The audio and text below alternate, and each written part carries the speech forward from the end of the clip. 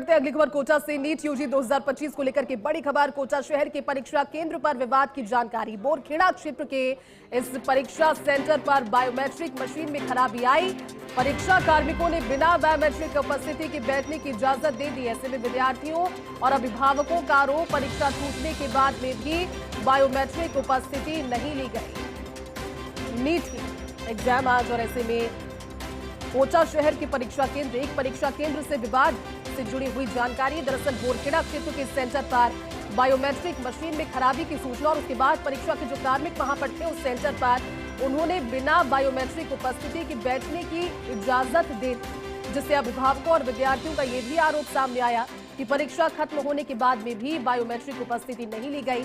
और ऐसे में जहां सारी सुविधाएं और सारी सुरक्षा चौकसियां की गई, उसमें एक ग्लिच भी अगर रह जाए तो ये परीक्षा जो कि लाखों छात्रों के भविष्य को तय करने वाली है, मेडिकल एंट्रेंस की सबसे बड़ी एग्जाम है देश की, नीट परीक्षा 2025, हालांकि आज संपन्न हुई, लेकिन कोटा के बोरखेड़ा क्षेत्र में एक सेंटर पर बायोमेट्रिक खराबी मशीन की सामने आई, जिसमें परीक्षा कार्मिक जो वहां पर मौजूद थे उन्होंने बिना उपस्थिति बायोमेट्रिक दर्ज किए ही एग्जाम में बैठने की इजाजत दी। और ये वहां पर जो अभिभावक और परीक्षार्थी थे, जो विद्यार्थी थे, उन्होंने इस पर आरोप भी लगाया। हमारे साथ कोटा से सहयोगी और रेजिडेंट एडिटर भंवर एस चारण जुड़े हैं।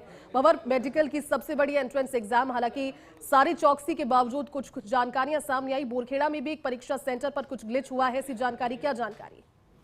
बिल्कुल जयती, देखिए परीक्षा केंद्र का नाम है आर्मी पब्लिक स्कूल, और इस स्कूल में नीट यूजी 2025 का परीक्षा केंद्र था।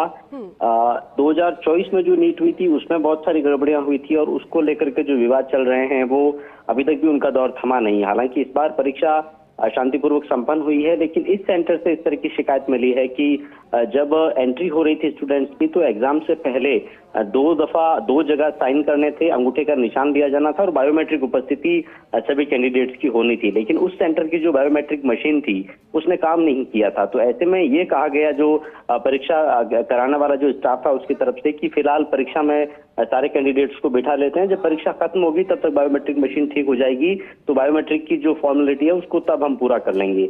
लेकिन परीक्षा समाप्त होने के बाद सभी स्टूडेंट्स को जाने के लिए कह दिया।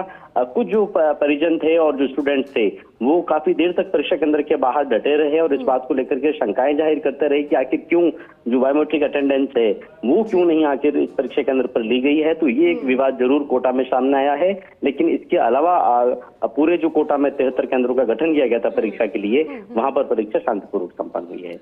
चलिए ठीक है भंवर, शुक्रिया इस पूरी जानकारी के लिए।